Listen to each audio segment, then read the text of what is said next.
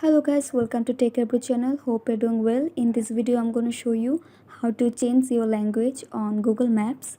So guys, at first go to your Google Maps and then tap on the profile icon in the right of corner and then tap on the settings.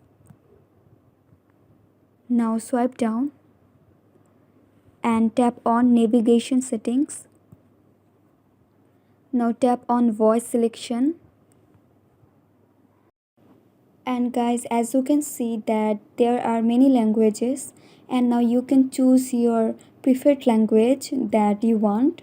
So I'm selecting this one, and guys, you can see my language has been changed, and that's how you can change your language on Google Maps very easily. So guys, I hope this video was helpful to you. If it was, then please give a thumbs up and hit the subscribe button, and thanks for watching the video.